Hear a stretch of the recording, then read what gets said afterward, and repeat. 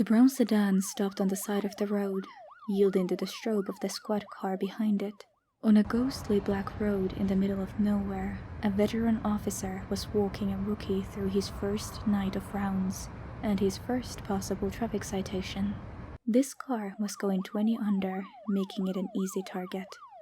See, now that we run the plate number, the driver should be Fred Halls, an adult male. White, brown hair, brown eyes.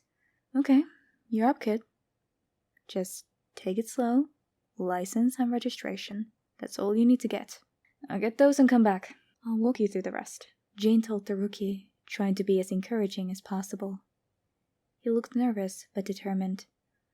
Okay, I got this, he said, and with a deep breath stepped out of the car.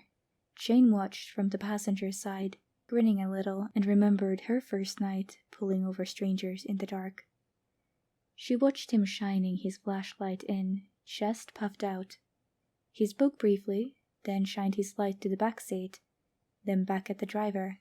The driver turned his head slowly and spoke a little. Her grin started to fade, however.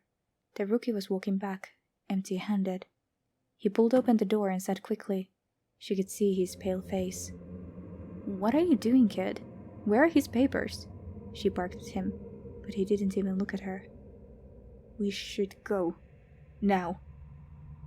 That was all he said, his face frozen, ahead in fear.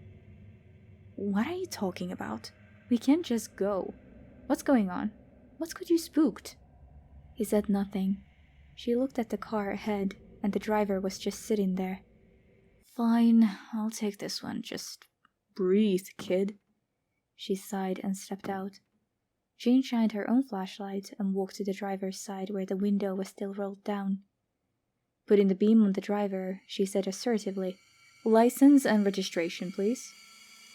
The man who turned his head slowly appeared to match the description of Fred Halls.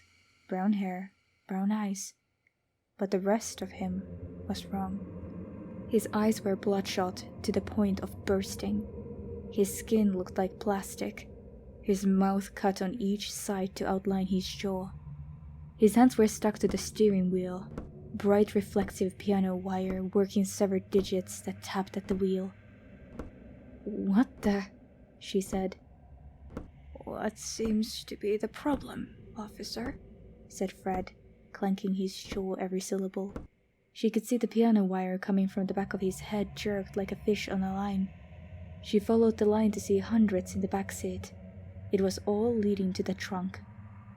Panning light drew her attention, and she looked to see the squad car turning around, and in disbelief she had to watch it speeding off without her. She drew her gun, and behind her, the car door opened. What seems to be the problem, officer?